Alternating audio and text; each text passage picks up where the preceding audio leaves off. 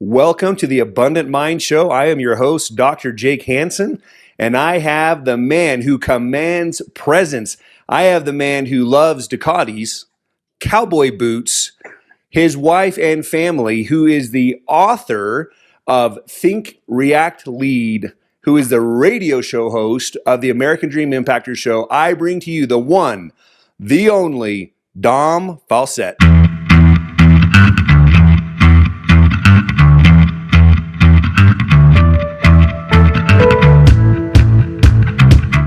Dom, welcome to the show. Good morning, Doc. How you doing this morning? Hey, we are doing fantastic. We're fantastic. So when I first heard you speak, one of the topics you spoke about was commanding presence. And I thought if anyone could command presence, is this dude who we're at this multi-million-dollar mansion having a private one-on-one with some of the world's most affluent people. We hear this motorcycle outside just revving. We're like, man, who just pulled up? Dom Faussette walks in with his jacket. And I'll tell you, he had the coolest cowboy belt buckle, and you had your cowboy boots. And I thought, man, this guy commands presence. And lo and behold, that's what you spoke about. There are many of us in this, in this group who, when it comes to business, we have a lot of very, very successful business owners in this group, people who are growing in life. And we have a lot of people who continually ask, how can I be myself? But how can I command that presence? How did you come on to this thought? And where has it propelled you in your career? So the thought came from, for those that don't know, I'm prior military, Air Force K-9 to be exact. And then I was a cop after the military. Command presence was something that I got from K-9 school. You have a dog, and not to go into too much detail about K-9 training, because that's not why we're here, but there's just a phrase that, and I don't know if all K-9 schools in the military do this. I just know my instructor used the word a lot, and it just stuck with me, right? And I didn't start using it for myself, like internally, till about probably 15 years ago, just in the corporate space, where sometimes somebody would say something and it would charge me emotionally. And when you don't have a badge, i.e. being a cop, and you're in the corporate space, you can't kick in doors, right? You can't yell at people. You can't body slam or fight. Like, that's just not the space for that. So I had to learn to control myself emotionally. So my thing was just command presence. And then I started utilizing it with my employees for a while. They're like, I like it. It works. But I noticed a change in them, because my thing was a couple things. I don't want to hear the once upon a time. And if you're going to talk about it, you need to provide a resolve. I don't have to agree with it as your boss or as your leader, but I need you to think outside of the box and come up with a resolve. Otherwise, it's just complaining. So I started using the thing, and I thought everybody used the phrase. And then as I became an entrepreneur, I realized nobody used it. There's like one lady who's a Secret Service agent that's a little bit older than me that uses it occasionally, right? I use it a lot, but I use it because I operate in that space. And then I think your other question was, how do people let's say leverage or operate in that space? There's a phrase that I like to use in my leadership training that if you can't lead from home, you have no business leading on the other side of the doorknob. And that's the mistake that a lot of people, forget leaders. I think everybody's a leader. You may not think, not you, but the people listening may not see themselves as a leader now. It's not that you're not leading, you're just not operating in the space that you see the potential that you have to operate in. So you're just leading on a lower frequency. But the command presence thing is really, for me, it was just checking myself. Like, do you really need to curse? Do you really need to yell? Do you need to argue? Are you giving this person too much control over your emotions? The answer is usually probably yes. Command presence. Wow. I mean, you speak obviously from a place of authenticity. You are very sure of who you are. And it doesn't come across as prideful or cocky. You come across as literally you walk in the room. And obviously in that first room that I met you in, everyone was asking like, you can't obviously know who everyone is. So I hadn't met you personally yet. Right. I'm like, gosh, who is this guy? Like, this guy is, and he's talking to people. He's down to earth. He's giving you his time. You were accessible. You were reachable. Yet it was very clear that you live what you believe, and that you've had to come to that. So how have you become who you are today as a leader, as a radio show host, as a very successful author who always puts his wife and his family first.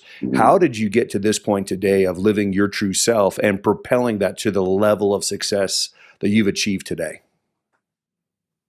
I'm a dude. I think like through and through, I'm just a dude. I don't overthink it. Like I think I got stuck in the 80s somewhere. My wife and I race motorcycles. I mountain bike. I used to do jujitsu till I realized my body doesn't heal the way that it used to. So there's just, I go through my life as though, what if 1,000 of my followers had visual access to me 24 hours a day, 7 days a week. And when I'm in that space, it's really reminding myself like what's important. And one of the phrases that I use for myself is change one life every day for the rest of your life. And it's, when you're married to somebody you like, it's very easy. Do we get along? We get along all the time. Do we have disagreements? Yeah, but I've never cursed at my wife, right? I don't yell. Why am I going to yell? Like what is important? Like what's so important I have to yell? There's not a fire, right? And I think people are just, they don't know how to forgive themselves. So they go through life hurt. And it's like when you get a splinter or that piece of fiber that just, you touch something, you can't see it, but it's in your finger. And every time you touch something, it reminds you that it's there, but you don't have tweezers on you right now because you're at work. So, and people go through life with their emotions out, like on their sleeves. And if the skin that you're currently operating in, like if you get offended, then that skin's probably not yours, right? A lot of people get offended over the smallest things. And the reason for that is, and John Maxwell has a chapter in one of his books, I think the 21 Irrefutable Laws of Leadership, but it talks about the law of the lid. And on a scale of 1 to 10, on a scale 1, you treat yourself like dirt. 10, you treat yourself like a king or a queen.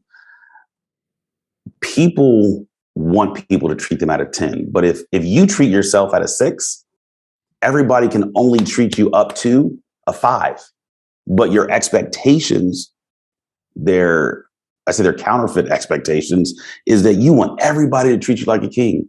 But if you are a queen, if you don't treat yourself that way, you haven't taught people how to treat you because you've only taught them how to treat you on the level in which you treat yourself. I love what you just said. If you're getting offended, you're not living in your own skin. That's true. That's very, very true. We see commonly in life that, and it's typically around the people that we love. But if you truly are yourself and giving of yourself, that should never happen. So for those who are at a point in their life where they're recognizing like, hey, it's time to be good. Like, as a practicing chiropractor, I see people every single day. Mm-hmm. And we just had a lady yesterday who literally said, I've adopted several kids. I've put everyone first in my entire life. I'm a server. I'm a giver, but I don't give to myself. It's time for me. And it's hard for me to say that. Why do you think it is hard, Dom, for people to love themselves? Why is it hard for people to serve themselves? Because a lot of people think of it as prideful. They think of it as, if I don't put my family first. But why do people feel that way? And why is that detrimental to our health? Well, one, it's easier to look at the monster through your blinds out of the window than it is to look at the monster under your bed.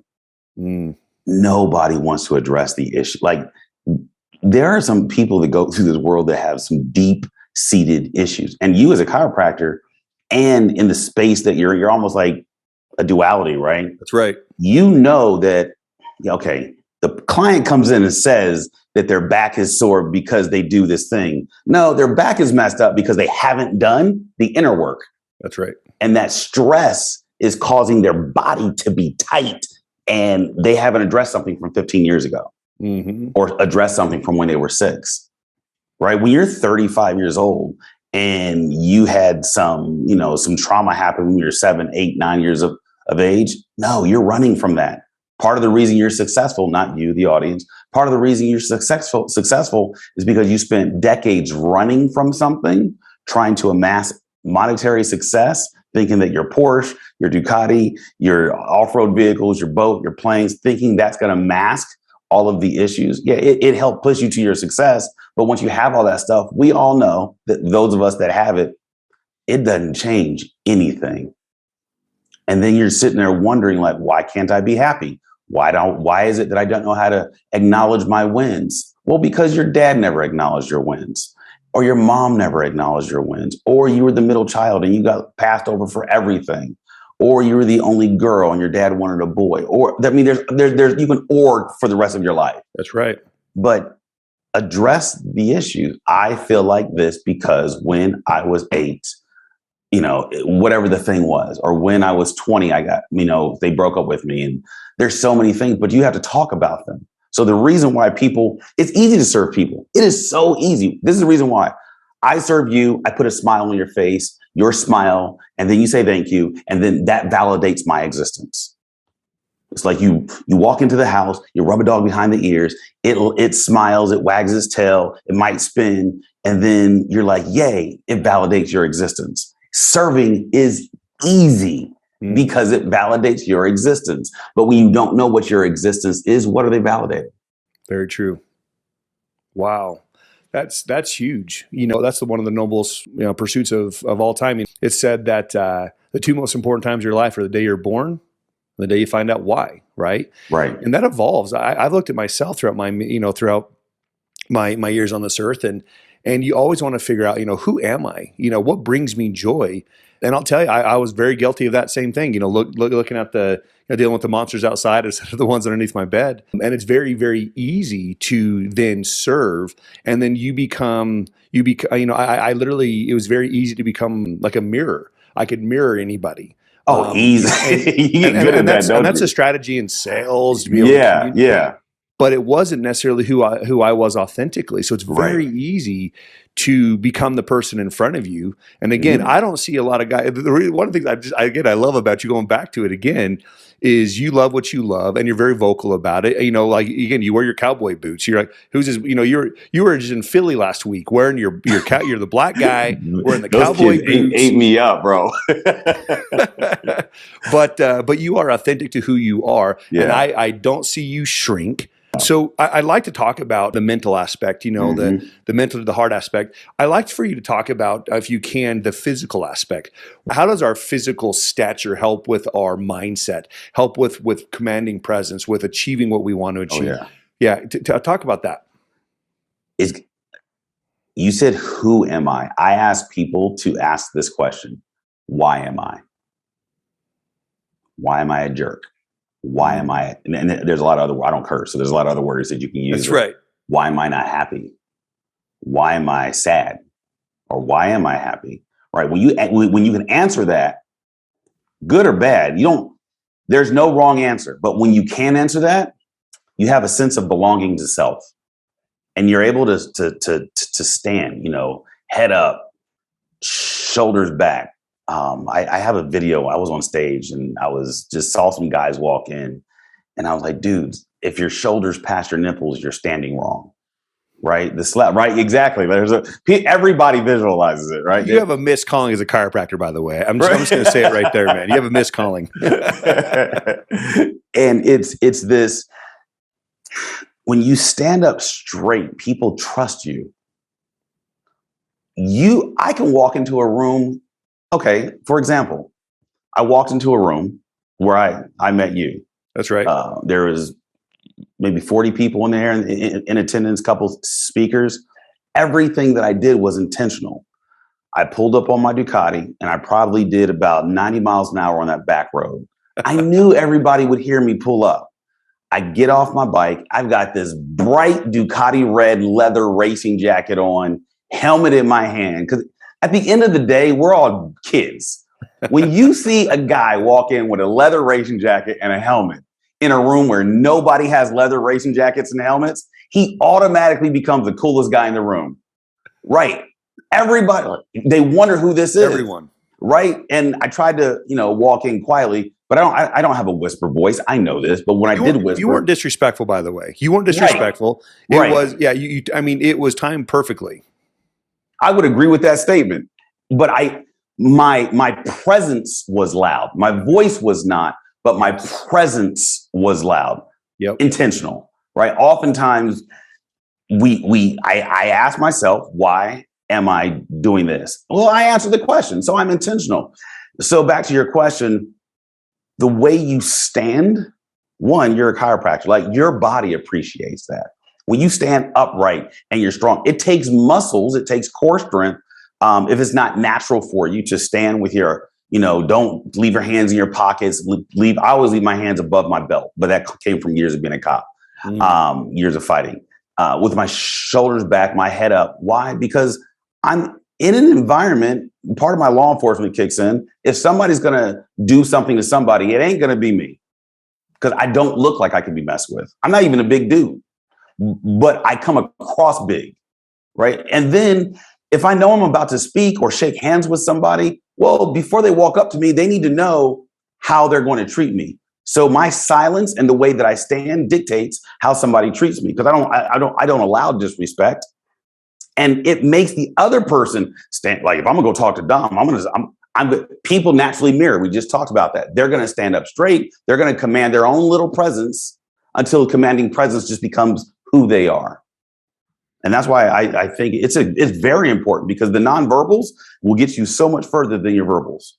How important is that to be able to truly, I mean, we hear always understand who you are, why you are who you are. One of our friends, mutual friend, Brian Bogert, teaches that all of us have triggers, and you just talked about 15 of them. We all have triggers. We all have things of our past, and how we move forward will depict how we address those triggers. And certain things that have happened to us are not our fault. Our triggers are not our fault, but they are our responsibility, like you said.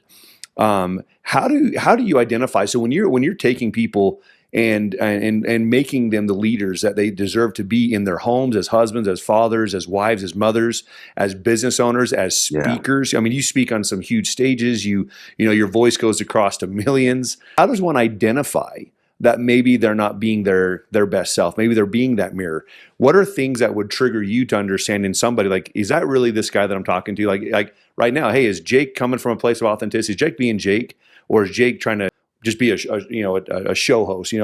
How does one identify that in themselves? Oh, there's a lot of triggers. If you're a dude, and it's not gender specific, but I talk to a lot of dudes. And I've never been a woman, so I don't really know what their thing is yet. I'm figuring that out as a husband. If you're a dude and you start or end your sentences with LOL in a text, that tells me you don't know, you're uncomfortable with who you are. Say what you say and then stop. Use a period, question mark, exclamation mark. But at the end of the day, 99% of the stuff that you say in a text, it ain't LOL. You're not a comedian. And if you were, don't quit your day job, right? That's that's one thing. Too much eye contact, right? Because we all read social media posts, and we've all, at this stage in our life, we know, make eye contact and they're going to take you serious. Well, when you're on this side and you've done the inner work, and you've been an ex-cop or you're an ex-cop, you've been in the military, you've engaged people at their worst, actually, I did a post this morning. It says your counterfeit confidence is noticed well before your self-proclaimed intellect. Wow. And people's confidence is counterfeit. Like, I'm a very confident dude, and dudes like you are comfortable with dudes like me because we're about the same. But maybe a dude like me 15 years ago would have thought I was an arrogant jerk because I was uncomfortable with myself. So some things that I see when somebody laughs, and it's not a real laugh, we know the difference, or they take themselves too seriously, or if somebody's in a relationship and all their videos on social media are not in the home but they're always outside, that tells me that you lack peace in your house, because it takes thought to do a video, which is creativity. But you have to be in a space of comfortability to be able to be creative, to have the thought to do the video. So you don't do them at home because your home is stressful. So now you can't do videos. So everything you do is walking down the sidewalk. We see the same stupid oak trees every time you do your videos, right? So there's a bunch of different things, but these are things that I noticed. But there's so many people that truly don't notice. Like Jake, you have been a chiropractor long enough that you can stand in the grocery store line, see somebody standing, and you can pretty much tell what sport they played, what arm they use, right? What kind of their habits there are. just literally within like 5 minutes of standing there. And you're mature now, so you don't try to, give them 80 minutes of information. I'm sure you used to do it because we all did. Hey, ma'am, right. I see your shoulders leaning to the left. Did you play sports in college? Yes, I did. How do you know? Well, I'm a carpenter, right? But you don't do that now because your time is more valuable. But just like as a coach, because I've been doing it so long and I've seen people breathe their last breath, literally, not metaphorically, I know what happiness looks like. And most people, like, you don't have to walk around with a smile to be happy. Happy is internal. And we think of success as monetary. Success is a feeling. And having the ability to feel and engage the world and be comfortable just talking to anybody and being the same person on Instagram as you are in person, as you are at home, those are beautiful things. But you have to acknowledge that you're not the same person and then get comfortable being the same person. Wow. I mean, these are some huge pearls that truly, this is the way to happiness. This is the way to find happiness, is learning who you really are and why you do what you do and who you do it for. Mm-hmm. One of the things I love about you, one of the many things, what is it, like 3,493? I love about Dom. Likewise, bro. Is that with all the successes, we have so many of our colleagues, so many friends who, in the pursuit of wealth, in the pursuit of whatever it is that they're wanting to achieve, when they say, if you were to ask them, hey, what really matters most in your life? They say, oh, my wife, my kids, my husband, my kids, but many aren't putting in the effort or the time to be able to make that happen. And I remember as I was talking to you, I had said, hey, I had this, we were going to communicate and I had to reschedule. And you literally told me, you'd said something to the degree of, it's like, hey man, like none of these other people are going to be at your funeral. Like, your family first, bro. And right. I remember the exact words, but it was a heartbeat. You're like, they're the ones who are going to be at your funeral. They're the ones who love you most. Right. Take care of them, man. Like, I'll be here for you. I got your back. Like, right. We're good. I'm good. I can, I got 1,000 other things I can get done. And hey, I wish you the best. And that was so important. How do you balance your work life and home life? How can you command presence and be present and show up as Dom? Because you are who you are, no matter where you are. Sure. I love it when when you're on your Ducati, when you're doing what you do, when you're dropping your kids off at school, you are who you are. How does that happen? How do you become present to that degree, the level you are? I live life for other people, right? I was a cop. I was in the military. Those are servant positions, and it's in my bones. And when I do a video, we have 80-something thousand followers on Instagram. There's an expectation that you're unapproachable. So when I do a video of my stories of my son sleeping in the back of the car and I'm yelling at him because I just don't like when kids sleep when I'm driving because I'm not their Uber, and it's all in fun, or I'm talking to my wife and it's on video. I do that to let people know that it's okay to be normal. It's okay. Like, one of your questions on your on the information that I filled out to be on the podcast with you was, what's your routine? And I don't have a routine. There are days that my body needs to sleep till 9. There are days that, like today, I got up at 4:20. There's been days I get up at 2:15 and go running. I'm very intuitive with the needs of my body. But I've gotten there because I'm happy with who Dom Faussette is. And I haven't always been this way. Imagine being prior military, being a cop. Like, those are very dark career choices.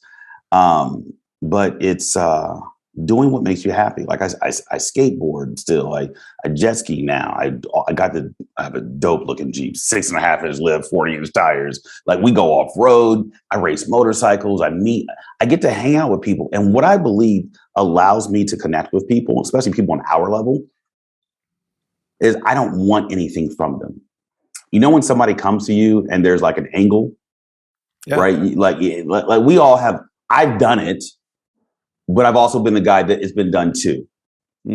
So if I go racing, which Steve Sims, his son, myself, and my wife, we're going to go to a track, Chuckwalla in California, race our Ducatis. People will probably pay $30,000, $40,000 just to hang out with Steve. But when you look at people as people and not a product, you're able to connect with them. And, there's people I Jeep with, I don't know what they do, but looking at their Jeep, they got some coin. but I don't care because their money's not coming into my pocket. They're not buying me for a set of new tires, right? They're not buying me a dirt bike, right? I just like hanging out with cool people. And I was thinking last night when I was driving home, I said, you know what? The more money I make, the less friends I need, right? Because when you're first starting off, you need strategic friends because they can get you somewhere. I get it. That's just how the world works. But the older I get, the more money I make. Like my money don't jingle jangle, it folds, right? My money opens doors, right? Our money's open doors, but we look at it as a tool. It doesn't make us or change us. And my wife and I were talking. Actually, we go to marriage counseling, and I always tell people, dude, start going to marriage counseling when everything's good in your relationship. Mm-hmm. Don't go to marriage counseling when you guys have argued, cursed each other out, fought, and now you're like, hey, lady, it's up to you. You better make this work. That's not how that works. And the lady asked, she said, how do you argue about finances? I said, for what? No, what? No. She's like, you never? How? Would I argue over a hammer? A hammer's a tool. Money is a tool. I've been broke. I've had -$0, like, whatever that non-sufficient funds were, right? It doesn't bother me because just like you stated in our communications back and forth, you had to cancel the interview. And I get it. You deal with people on this end, my end. Some of us can be jerks. What? You're wasting my time. Okay, you're an idiot. You're not coming back on. But all right, at the end of the day, you're a dude. I'm a dude. We're literally just having a conversation. If we were sitting down having coffee, we would probably have somewhat along these same lines of conversations. I would ask more questions but I can't because this is not my show. But we would have, what beard oil do you use, right? You think, but that's right. We're just dudes. Matter of fact, before I even knew you, we were joking about. I'm on stage, just so your audience can know how cool Jake is. I'm on stage speaking, and I picked on you. Like, you can always pick out the cool guys in the audience that aren't going to get offended. That's right. And I picked on you about something probably more than once. And I was like, oh, yeah, he's a cool guy. I'm a cool guy. You didn't get offended. Like, that's just how people should be. But unfortunately, they're not. But at the end of the day, you're a dude, you're a dudette, and not you, but your audience. And you do what makes you happy. That right there is one of the reasons why I'm so happy you came on today. Truly, you live what you believe. If there is someone who has a life that you would like to attain, as far as, hey, they seem very happy, they seem very fulfilled. A lot of people want to immediately just be who they are at that moment. Well, to become that person, you also have to go through all the horrible things they've been through and the trials and stressors and lessons to get there. So we always say, try to emulate the trajectory of where they're at. And hopefully we can help, they can help you pay a tax, the dummy tax. Right. Say, hey, I learned this lesson. I learned this lesson here. But that's what, I'm so grateful for you because, again, for helping teaching these lessons of how we can become our best selves and why. The why become. The why to become your best self. Yes. I love what you said, money's a tool. Why argue about it? And in talking about marriage counseling, our last podcast, my wife and I did one on exactly that, on don't wait until it's done. Right. Exactly. It's just like coaching. You don't get the best get the coaching all the way to become even better. Thank you for teaching these. Thank you for teaching us to command presence, on how to be present, on how to really find out who we really are, how to deal with our inner monsters, the monsters under the bed as opposed to the ones outside first. Right. On how to think, react, and lead. For all of you, wherever you consume social media, look up Dom Faussette, and I'll tell you, he's dropping pearls every single day. And our last words is this: if you guys want to lead, if you want, even if it's for yourself, a lot of times you need to hear yourself reinforce the things that you believe. Dom said, while you're looking, for everyone's in the restroom looking at Instagram, instead of looking at everyone else's stuff, make your own stuff, get it out there. Be the person that gets looked at. Yeah, that's right. And be the person you want to be. I'll tell you, hearing yourself say the things that you believe over and over again is so empowering. And being able to say, no, I don't. Why am I saying this? I don't believe that. This is what I believe. Right. Thank you for teaching us these thoughts, man. I'm so happy to have you on today. Thanks, brother. I can't wait for even more people to follow you and to watch you grow even more. And I can't wait one of these days, man. I promise you, I'm gonna get my own Ducati. Yes, you will. and we're going to race. That is something that I would love to do. So thanks. Done and done. I'm there for you, bro. All right. Thanks. Take care, Dom. All right, man. Have a good one. You too. Bye-bye.